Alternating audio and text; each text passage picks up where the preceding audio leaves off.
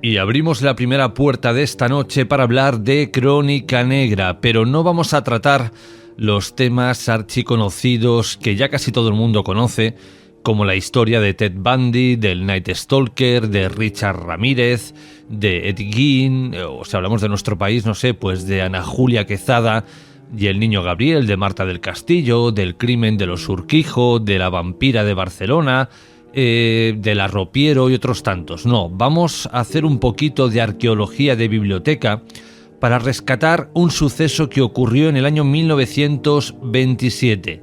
Un terrible crimen que marcó un momento y un lugar, que dejó una huella imborrable en las personas que lo vivieron. Pero como digo, por X circunstancias quedó ahí en un cajón, cogiendo polvo, y ya nadie más ha vuelto a hablar de él hasta que ha llegado nuestro siguiente invitado y ha dicho: oye, que yo voy a empezar a rascar y a sacar cosas que están por ahí escondidas y que demuestran que el hombre tiene implícito en su ADN la violencia. Fermín Mayorga, bienvenido, ¿cómo estás? ¿Qué tal? Muy bien, estupendamente, con muchas ganas de participar, como siempre.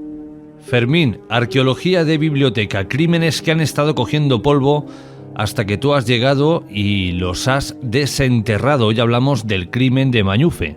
Bueno, nos vamos a centrar en el de Mañufe, ¿no? Sobre todo porque un 5 de febrero del año 1927, bueno, pues asaltaron lo que fue la propiedad de un rico propietario al que asesinaron, dio un hachazo literalmente en la cabeza, allá por septiembre, ¿no? Cuando todavía no se había repuesto la población del salvaje asesinato de su convecino.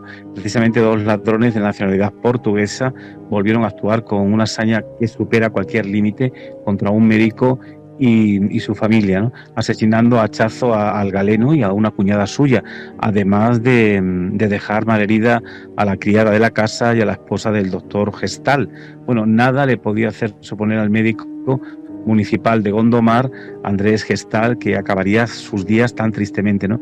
Y el prestigioso galeno pues llevaba una vida acomodada y vivía plácidamente, ¿no?, en esa parroquia de Gondomarina con su esposa y sus hijos pequeños, además de una cuñada suya en su casa, una magnífica edificación de principios del siglo XX, según las crónicas, que disponía, bueno, pues de un amplio jardín, así como también de pequeños cobertizos, ¿no?, en los que guardaban algunos animales, entre los que había pues cerdos, animales de corral, que les servían, bueno, pues para proveerse de sus necesidades más básicas.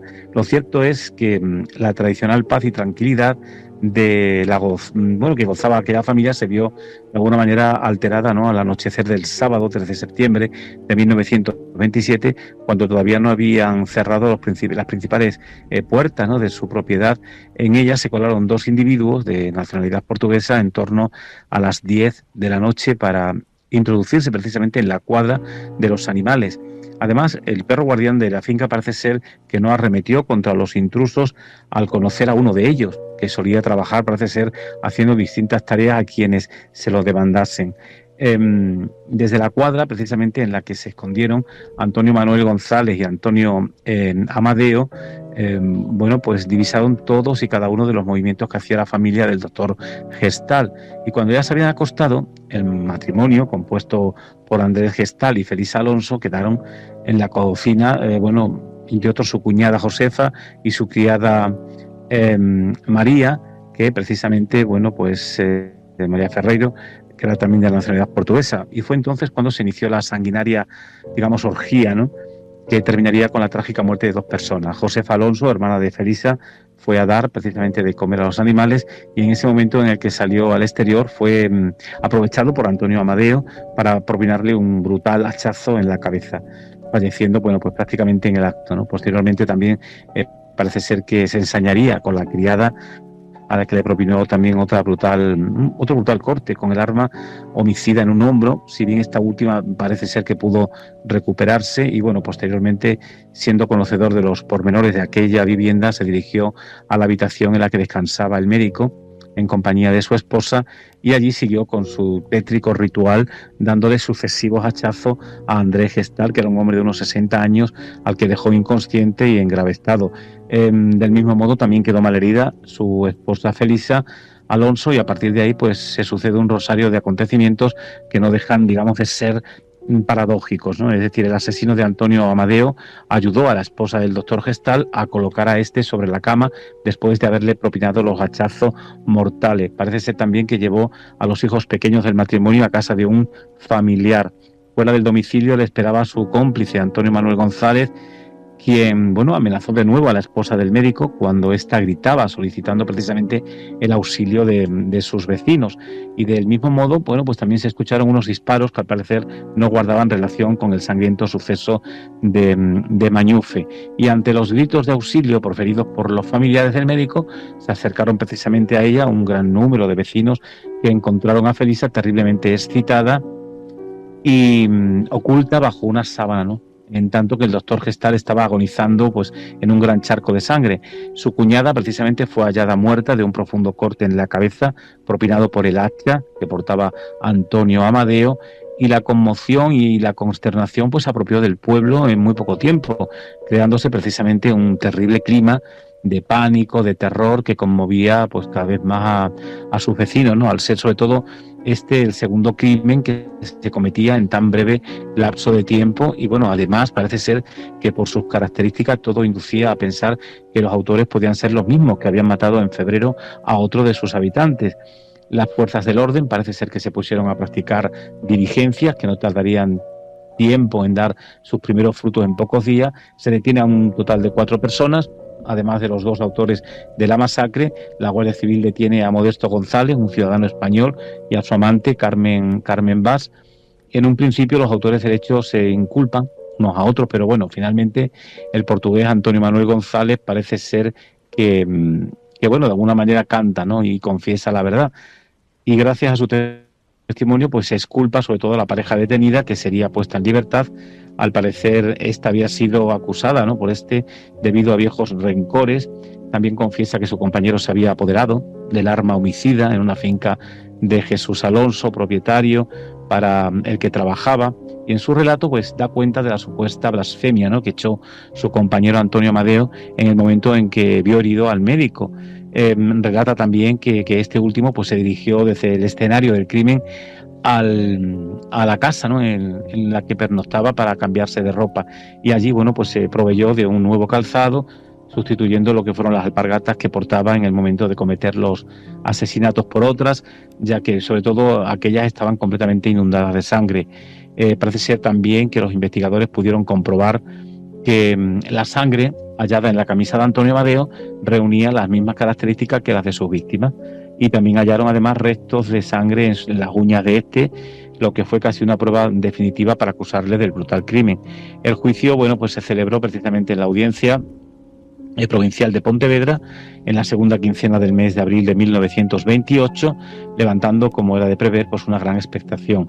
El principal acusado, Antonio Amadeo González, sería condenado, en este caso, a prisión perpetua, mientras que su cómplice, Antonio Manuel González, cumplió 10 años de cárcel, ¿no? Y justo 7 meses antes de esa masacre perpetrada en el domicilio del doctor Gestal, a escasos metros de su vivienda, se había producido otro crimen que tardó algún tiempo en esclarecerse, aunque los autores también serían conducidos ante los tribunales de justicia un 5 de febrero de 1927. Fue asesinado también a hachazo un labrador llamado Sebastián Vázquez Alonso, un hombre de avanzada edad que vivía en compañía de su hijo Francisco, quien meses después saldría a auxiliar a la familia del médico, al sufrir sobre todo un percance similar al de su padre. Es decir, la víctima había aparecido tirado en el corralón de su vivienda en medio de un impresionante charco de sangre, con varios hachazos en el cráneo que le produjo pues la muerte instantánea, ¿no? Y al igual que en el caso de los asesinatos de Andrés Gestal y su cuñada, el móvil de su asesinato fue el robo, sobre todo porque Sebastián Vázquez estaba considerado como un rico propietario de la comarca, y por brutal asesinato, que después se supo que no guardaba relación alguna con el anterior, pues fueron detenidos ciudadanos portugueses, en estos Juan Díaz Pereira, Juan Aragón Pereira y su esposa Matilde Villamina. De la misma forma parece ser también que pasarían a disposición judicial unos ciudadanos españoles que se llamaban Eleuterio Romero Bouzas y Benito Quintre Amorín. En total, bueno, fueron ejecutados, en este caso, en el Garrote Vil por asesinar precisamente a estas personas, estos últimos que acabamos de indicar, ¿no? Y eso es un poco el crimen de Mañufe y otro crimen más que este que hemos contado, terrateniente de esta persona que Pontevedra, al estar tan cerca precisamente de Portugal, pues estos portugueses se insertaron, como muchos crímenes que hay, ¿no? Y también a la inversa, de portugueses, bueno, pues acercándose a estas tierras españolas para hacerse, ¿no? Sobre todo con caudales, con ganados de determinadas personas que vivían cerca de la raya con Portugal y que, bueno, están ahí, ¿no? Para dar testimonio de esa otra parte de la historia en momentos donde la penuria, el hambre y las desgracias en familia pues era una realidad y a veces pues tenían que buscarse las habichuelas como pudiesen y no les importaba matar a quien fuese con tal de sacar unos duros para poder alimentar a la prole que, como digo, pues estaban pasándolo bastante mal, ¿no? De hecho, hay un crimen también, te comento, aquí cerca de mi pueblo, precisamente, donde, bueno, ahí era un asesino en serie, un portugués que era un auténtico asesino en serie, que estaba muy cerca de mi pueblo de Cheles, nada, a 1 kilómetro escasamente, Guadiana arriba, y él tenía un molino de moler lo que es el trigo, ¿no? Y la gente portuguesa pues venían con los carros cargados de avena, de trigo, a moler con esas famosas muelas de los molinos harineros de los ríos, ¿no? Que las aguas entraban por unos ventanucos y hacían mover esa piedra y la harina la desarrollaban, ¿no? Y parece ser que este señor, bueno, sabía quiénes tenían determinados dineros y a veces venían ellos pues para pagar la cantidad de trigo que de alguna manera tenía que hacer este hombre, este molinero, llevaban el dinero para pagarle, pero era tanta la cantidad que a veces llevaban que él sintió la ambición de tener que, de alguna manera, bueno, atacarles, ¿no? Y algunos venían en verano, sobre todo, ¿no? Que es cuando podían pasar el Guadiana, porque el Guadiana bajaba y había una especie de puertos donde los carros podían pasar perfectamente, ya que no les cubría el agua. Bueno, a veces dormían, ¿no? Durante la noche allí al lado del río y ellos con su carga allí quedaban, pero lo sabía perfectamente el portugués que con una barca que tenía se acercaba, aprovechaba cuando estos estaban durmiendo, los asesinaba literalmente también con un golpe en la cabeza, intentaba que no quedase rastro de sangre en ningún momento, a otros los asfixiaba literalmente o le ponía una soga en el cuello y los estrangulaba, ¿no? Y lo que hacía es que se llevaba el cadáver al otro lado del río, a cuesta, literalmente, y lo que hacía era clavaba unos clavos en el molino, en la zona del agua, y por esos ventanucos por donde entraba el agua, metía el cadáver. Claro, la otra parte del molino, es decir, el otro frontal del molino, el ventanuco era más pequeño, donde el agua salía, con lo cual el cadáver nunca podía salir hacia afuera, ¿no? Y estaba perfectamente bien enganchado con la soga, que dentro del agua jamás nadie vería esos cuerpos, porque entendía que el agua estaba pasando perfectamente por esos túneles y que realmente no había ocurrido nada. Y como el cuerpo había sido asesinado en España, en este caso, se lo traían a Portugal y ahí lo colocaban atado a esas cuerdas por el cuello y realmente ahí se tiraban tiempo hasta que realmente muchos eran mordidos por los peces, ¿no? Por los barbos, por las carpas que pasasen en un momento determinado, pero al final, bueno, se crea una polémica bastante potente en la población, sobre todo porque no es 1, ni 2, ni 3, ni 4 las personas que faltan, sino que faltan 7 personas. Y la gente dice, pues si están aquí la ropa en las orillas del Guadiana, si está el carro, si están las bestias, están las mulas, ¿dónde pueden haberse metido estos hombres?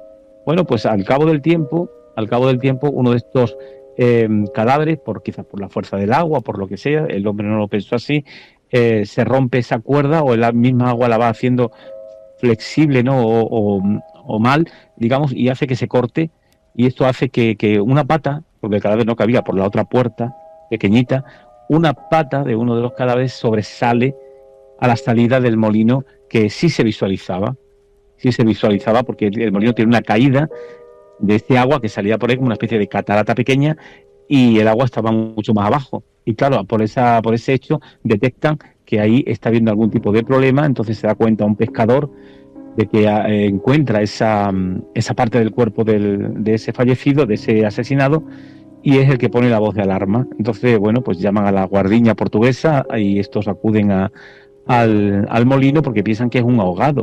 El otro hombre no sabía nada de lo que había visto el hombre, se lo comenta, pero se ve ahí completamente ya que no puede hacer nada, porque no se puede meter dentro de ese espacio del agua.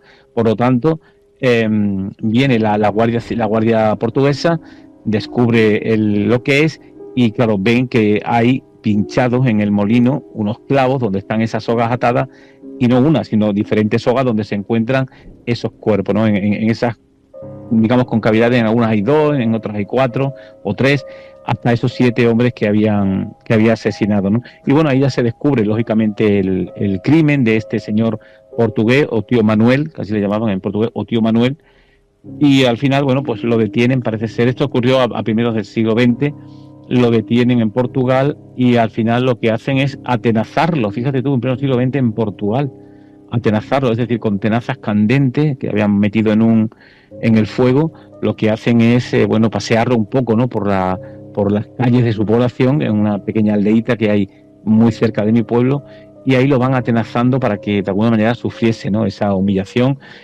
por lo que había hecho, y para que los familiares de él de alguna manera también se sintieran satisfechos al verlo sufrir, ¿no? Entonces lo hicieron público, y al final, bueno, pues lo trasladan a Évora, que es la ciudad a la que pertenece la población esta, y le dan garrote vil allí, y bueno, se cargan a este portugués que había asesinado a estos hombres españoles, que a la inversa también tú sabes que tenemos muchísimos crímenes de españoles que también han asesinado en Portugal, y tenemos el famosísimo Diego Alves, que ya hemos hablado de él aquí alguna vez, que asesinó a más de 70 portugueses, ¿no? En Lisboa, en el famoso puente de Lisboa, que eran gente que trabajaban en las huertas y venían también con su venta de lechugas, de melones o de lo que fuera, con su dinero, y los atacaba escondiéndose en los petriles del puente. Él llevaba una capa, atacaba a estas personas y le daba un golpe certero, porque iban montadas en los carros, atacaba por detrás, y una vez cuando veía que no venía nadie más, lógicamente, y cuando lo había aturdido, lo cogía literalmente y lo lanzaba por el puente hacia el río, ¿no? Así hasta 76 personas que asesinó, o sea, un asesino en serie increíble, que al día de hoy incluso su cabeza se puede visitar en Lisboa, en el Museo de Medicina, la tienen allí perfectamente metida en formol, por ser quien fue, ¿no? Un asesino en serie español que asesinó a diferentes hombres portugueses, ¿no? O sea que esta realidad en la raya pues ha sido muy, muy potente siempre, y siempre se han encontrado precisamente este tipo de historias. ¿Tienes tú que decir algo al respecto? Fermín, yo tengo una duda. Hablando de los 2 asesinos de Mañufe, de esos 2 señores, la justicia, ¿qué decidió para ellos? Realmente con ellos no le ocurrió nada a nivel de, por ejemplo, garrote vil ni nada de esto, ¿no? Sino que realmente, bueno, lo metieron directamente en las prisiones, según otras crónicas de periódicos de la época. Lo metieron directamente en prisiones, y bueno, a algunos le echaron más de 20 años, a uno de ellos, y otro parece ser que tuvo esa cárcel a perpetuidad, ¿no? Es decir, estuvieron prácticamente, pues eso, morirían en las cárceles seguramente, porque en esa fecha el maltrato a este tipo de asesinos era una realidad, y muchos de ellos morían en la cárcel, es decir, no saldrían de la misma, porque no se lee en los periódicos de la época que realmente saliesen libres, ¿no? Sino que realmente muriesen en las cárceles, pues de algún tipo de tortura o de historia que hiciese la propia guardia de la época, ¿no? O los encargados de esa realidad, ¿no? Porque el móvil del crimen era tan potente que llevaría precisamente a que esa realidad se llevase a cabo, o incluso lo matasen a garrote vil, pero el garrote vil no aparece, porque en esta fecha el garrote vil en España, que sabemos todo que es un instrumento español, se utilizó prácticamente hasta 1974, ¿no? Que es cuando realmente desaparece, aunque en el mundo militar todavía continuaba, ¿no? Realmente desaparece en 1995, pero esta gente no te hablan del garrote vil, al menos en la documentación que yo observo. Sí que te dicen que fueron encarcelados y que posiblemente, bueno, pues muriesen, pero eso tampoco te lo indica el documento, con lo cual te queda también esta duda, ¿no? Quizás había que investigar más profundamente y, no sé, buscar más información sobre esta realidad de este crimen. Fermín, y el garrote vil se puso de moda con el régimen franquista. No quiero decir que lo inventaran ellos, pero sí se aplicó más estando Franco en el poder. No, el garrote vil ya estaba desde hace muchísimo tiempo. La Inquisición ya utilizaba el garrote vil contra los herejes. Acuérdate que aquellos que morían, que iban a ser condenados en la hoguera, si se reconciliaban en el momento que estaban atados en el palo de la hoguera, si se reconciliaban con la Iglesia Católica, es decir, pedía perdón por lo que habían cometido, pues el haber abrazado el Islam o el judaísmo o la hechicería o lo que fuera, la Inquisición te salvaba de morir en la hoguera, pero no te salvaba la vida, ibas a morir a garrote. Y la mayor consumidora de garrote fue la Inquisición, ¿no? Que asesinó con él a miles de españoles, a miles y miles. Los propios romanos también tenían el propio garrote vil, de otra manera, lógicamente, pero en España el garrote vil, como la guillotina, era propiedad de Francia, o el ahorcar, por ejemplo, a las personas asesinas en Inglaterra, que los tiraban directamente de los puentes y ahí balanceando se quedaban como las brujas que se ven en las películas. Esa era la realidad, era la horca, ¿no? Lo que realmente se movía en Inglaterra. En Francia era la guillotina y en España era el garrote vil, ¿no? Es decir, el garrote ha sido siempre un elemento que durante siglos ha estado actuando en todo el territorio nacional y también en América Latina, porque los españoles también llevamos el garrote precisamente a América, ¿no? Por lo tanto, es una herramienta que se utilizaba en España con una contundencia muy potente. Algún día podemos hablar de esta temática, y sin duda alguna el garrote hizo que tanto en España como en Cuba, pues miles de ciudadanos realmente lo sufriesen, porque allí en América Latina creamos también la Inquisición, y por lo tanto la Inquisición española, que era igual la de España como la de América Latina, utilizaban los mismos métodos y los mismos elementos para atacar a los herejes y torturar a los herejes y asesinarlos, en este caso a través del garrote vil, que realmente, bueno, no daba el garrote la Inquisición, porque la Inquisición lo entregaban a la justicia civil, ¿no? Pero la misión era de ser condenado a la hoguera, porque la Inquisición era la que te condenaba. Ellos no pulsaban en la manivela del garrote, lo entregaban a la justicia civil, y la justicia civil en el quemadero era donde tenía un espacio para el garrote, donde pues ahí lo ponían en práctica y desarrollaban la muerte instantánea del hereje, y luego su cuerpo pues sería, ¿no?, literalmente tirado a la hoguera, como se hace normalmente se ha hecho normalmente, ¿no?, por parte de la Inquisición. Pero el garrote vil es un tema que a mí personalmente me apasiona, porque sin duda alguna es uno de esos elementos que son nuestros, nacional nuestro, y las últimas ejecuciones realizadas en España, como ya hemos dicho, con el garrote vil tuvieron lugar las últimas en 1974, ¿no? De hecho, en aquel momento lo que sí estaba sujeto a polémica era cómo debía realizarse esa ejecución, si de una forma rápida y humana, que permitiese de alguna manera al condenado mantener cierta dignidad, o si era más conveniente, por ejemplo, dar ejemplo con su tormento. Y en esa tesitura los españoles pues se decantaron claramente por el primer argumento, y por esto durante muchos años el método de ejecución predilecto de nuestro país fue el garrote vil, ¿no? Ahora bien, como te dije, el garrote vil no viene solamente de época nuestra, sino que ya en época romana ya se utilizaba el mismo, ¿no? Y de hecho también hay muchas alusiones, ¿no?, al uso de este mecanismo en la Edad Media, ¿no? En muchos textos te los encuentras, aunque en aquel momento ya empezaba a acompañarle el apellido de vil, porque todavía no se conocía con el vil, era garrote solamente, pero a partir de la Edad Media ya se le ponía el vil como tal, refiriéndose a que se usaba para justiciar a los plebeyos, sobre todo, ¿no? Y es que los nobles morían con la honrosa decapitación, aunque con algunas excepciones, ¿no? Es decir, es digno de mención, por ejemplo, el caso de Fabrique, ¿no?, cuyo hermano, el rey Alfonso X el Sabio, lo mandó liquidar con el garrote en el año 1227.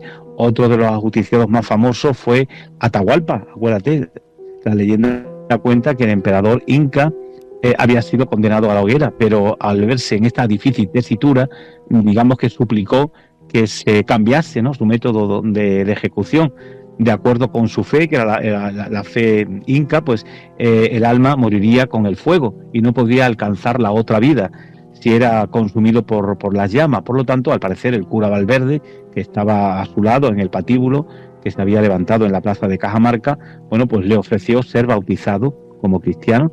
De esta forma, al ser bautizado, su cuerpo podía ser enterrado con el rito cristiano. Y de hecho así, la noche del 26 de julio del año 1533, los conquistadores despacharon al emperador utilizando el garrote, ¿no? Aunque ahora el emperador inca se llama Francisco. Le llamaban Francisco porque se bautizó y ese fue el nombre que le pusieron, ¿no? Que era el nombre que había adoptado en el bautismo. También tuvo muchos problemas de diseño el garrote, sobre todo en teoría. Parece ser que la causa de la muerte de aquel garrote primitivo era la rotura de cuello, ¿no? Lo que daba lugar a un coma cerebral y por lo tanto a una muerte, digamos, instantánea, ¿no? Pero a veces la práctica era bien diferente y sobre todo por diferentes motivos técnicos, ¿no? Se abría la puerta a que el reo pasase sus últimos momentos en este mundo sufriendo pues la larga agonía del estrangulamiento. Por eso fue necesario refinar un poco el artilugio, y el garrote moderno, más conocido como garrote de alcachofa, que es así como se le denomina, se menciona por primera vez allá por el año 1651 y el dispositivo era metálico, digamos, accionaba con una manivela, ¿no? Que retraía una pinza móvil alrededor del cuello del condenado hasta que éste era aplastado definitivamente contra el poste, ¿no? Haciendo que el reo falleciese rápido, sin sangre y sin demasiado espectáculo, digamos. Y este artilugio permaneció, digamos, inalterado durante los años siguientes, salvo por una notable mejoría que sí que es digna de mención. Es decir, se incorporó un sistema de trinquete, parece ser, que impedía que el camino recorrido por la manivela pudiese retroceder. De esa manera el verdugo necesitaría menos fuerza para hacer el trabajo, ¿no? Y claro, durante años la horca fue el método de ejecución más común en España, pero durante la invasión napoleónica, tanto el rey francés como las Cortes de Cádiz coincidieron precisamente en que el garrote era un procedimiento más rápido y menos degradante que la horca.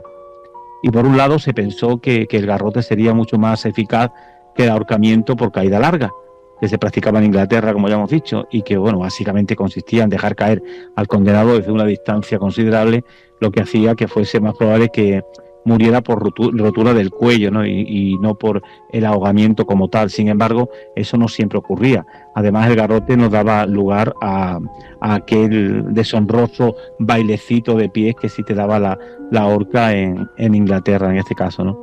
Y por otro lado, bueno, este artilugio permitía que el reo permaneciese erguido, ¿no? En una posición mucho más solemne, ¿no? que la que tendría con la guillotina, ¿no? que estaba tan de moda en la Francia de aquella época. Es decir, se consideró que el garrote era el método de ejecución más humanitario posible, sobre todo dadas las circunstancias, ¿no? Porque en un abrir y cerrar de ojos, digamos, el verdugo mandaba al reo a la otra vida, ¿no? O sea, el garrote creo que es un tema desde mi punto de vista muy apasionante que sin duda alguna, bueno, pues habría que tocar, ¿no? Fíjate tú que incluso cuando regresó Fernando VII lo cambió todo. Es decir, el rey no vio con buenos ojos lo que se había decidido en su ausencia, ¿no? Así que decidió dar marcha atrás y reinstaurar la horca como método predilecto para dar muerte a los condenados en España en esos momentos, sobre todo a partir de 1814, que es cuando él regresa. Y la verdad es que la presión social fue tanta que se vio en la necesidad de decretar de nuevo la implementación definitiva del garrote vil en el año 1832. Y allá por el año 1880 apareció el garrote famoso de corredera, que era un artículo mucho más robusto y eficaz que el de alcachofa, ¿no? Entre otras muchas cosas, digamos que esta variante del garrote incluyó la posibilidad de ajustar la altura, permitiendo que el verdugo lo colocase sobre la base del cráneo, que es una zona mucho más vulnerable y donde la médula se seccionaba con mucha más facilidad. Este era un problema, ¿no?, que venía arrastrando el garrote de alcachofa, que actuaba sobre las cervicales inferiores del cuello, más robustas y resistentes a la presión. Tristemente, el garrote de corredera nunca, digamos, fue oficial y convivió con el de alcachofa hasta el final, a pesar de que era mucho más eficaz, ¿no?, según las crónicas de la época. Otro mecanismo que también habría supuesto una notable mejoría y que nunca llegó a ser oficial fue una variante de que los historiadores han atribuido a Gregorio Mayoral, un verdugo titular de la audiencia de Burgos, y parece ser que entre los años 1890 y 1928, bueno, pues al parecer a Mayoral le resultó sumamente traumático ejecutar a una mujer, ¿no? Él mismo describió la experiencia como un desastre porque el diámetro del cuello de la condenada era bastante más pequeño que a lo que estaba acostumbrado, y eso alargó de más la ejecución. Imagínate lo que tuvo que sufrir esa mujer, ¿no? Y con el paso del tiempo pues empezó a añadir algunas modificaciones que hacían que el garrote fuese mucho más eficiente en su labor. Y el modelo de mayoral pues estaba formado por 2 piezas, cada situada a un lado del poste, y a diferencia del resto de garrotes, este actuaba en sentido contrario, es decir, que en vez de empujar el cuello del reo hacia el poste, lo que hacía era empujar la nuca hacia adelante, lo que permitía precisamente que la presión se concentrase en las cervicales, ¿no? que debían seccionar, y no en la tráquea. El diseño, bueno, pues según sus propias palabras, escribió, dice que no hace ni un pellizco, ni un rasguño, ni nada, es casi instantáneo. 3/4 de vuelta y en 2 segundos el reo queda fulminado de inmediato, y Mayoral utilizó el mecanismo en algunas ocasiones. Sin embargo, nunca se atrevió a compartirlo con los altos cargos, ¿no?, de la Administración de Justicia, porque no sabía hasta qué punto lo que había hecho, digamos, se ajustaba a derecho. Y las últimas ejecuciones realizadas en España, que me parecen muy curiosas, fueron esas que ya te he comentado, con el garrote de Vil, fueron las de Salvador Puig Antich y Heinz Chez en el año 1974, a finales del franquismo, aunque su uso estuvo legalmente vigente hasta la abolición de la pena capital con la Constitución en 1978, en la que quedaba reservada únicamente para la jurisdicción militar. Un matiz que en el año 1995 también fue, digamos, definitivamente eliminado. Pero fíjate que Salvador Puig Antich y el Chez, este alemán, que fueron los últimos condenados, este Antich era un anarquista catalán. Su muerte fue instantánea, y cuenta las crónicas que lo cogieron en brazo, el propio verdugo, con la capucha que le habían puesto, etcétera, y lo llevó al lugar donde había que llevar el cadáver. Pero a Heinz Chez, el alemán, el propio verdugo no era capaz de asesinarlo instantáneamente, y parece ser que le dio como 5 o 6 vueltas a la manivela y 5 o 6 pinchazos que le dio al señor, hasta que realmente no fue capaz de matarlo. Lo tuvieron que quitar del garrote, lo dejaron en el cadalso, y parece ser que después de 20 minutos el hombre falleció a consecuencia de las heridas que le había producido realmente el garrote. Y esto fue esa última ejecución allá por 1974, donde un catalán, Salvador Puig Antich, y este Heinz Chez, pues sufrieron la muerte a consecuencia del famoso garrote vil español, que, vuelvo a repetir, en América Latina también se utilizó, y en Cuba, que fue la última colonia española que perdimos, en Cuba fue el último espacio donde se utilizó el garrote vil. Yo, sinceramente, eso de que el garrote vil es una forma, o era una forma más piadosa de terminar con la vida del reo, no lo veo por ningún lado. La guillotina, bueno, porque es un golpe seco y en el momento se acabó, aunque hay quien dice que la cabeza luego sigue viva unos cuantos minutos, algo que debe ser totalmente terrorífico. Pero bueno, al margen de eso, se acaba muy pronto. En cambio, el garrote es dale que dale vueltas hasta que finalmente el cuello se parte. Y eso si el verdugo tiene un buen día. No, yo tampoco, porque, bueno, un asesinato de esta manera, pues, oye, hombre, si mientras sea instantáneo, vale, pero lógicamente con nuestra mentalidad actual, como que esto no se entiende, ¿no? Pero tampoco se debería haber entendido en esos momentos, en esa época, porque la cultura española es la cultura cristiana, ¿no? Y ahí la caridad y la misericordia brillaba por su ausencia, ¿no? Lo digo desde el punto de vista cristiano, porque los sacerdotes se acercaban allí con la cruz a que realmente pidiese perdón el reo y pudiera morir en gracia de Dios, ¿no? Pero esa caridad y misericordia nunca llegaba a esta persona, ¿no? Quizá lo mejor hubiese sido que lo hubieran mantenido 20, 30 años, que hubiese en la cárcel, pero no quitarle la vida. Hoy, con nuestra mentalidad, esto no lo podemos tampoco decir, pero bueno, sería lo más correcto, ¿no? Pero entendemos que en estos momentos así era como circulaban las leyes, y más en una dictadura como estos casos últimos que hemos contado, y en la Edad Media o en la Edad Moderna con la Inquisición, pues más de lo mismo. Fermín Mayorga, querido amigo, como siempre, ha sido un placer que hayas estado con nosotros para hablarnos del crimen de Mañufe. Te despedimos, pero nos escuchamos dentro de muy poco. Un fuerte abrazo. Venga, será un placer como siempre. Un fuerte abrazo para todos.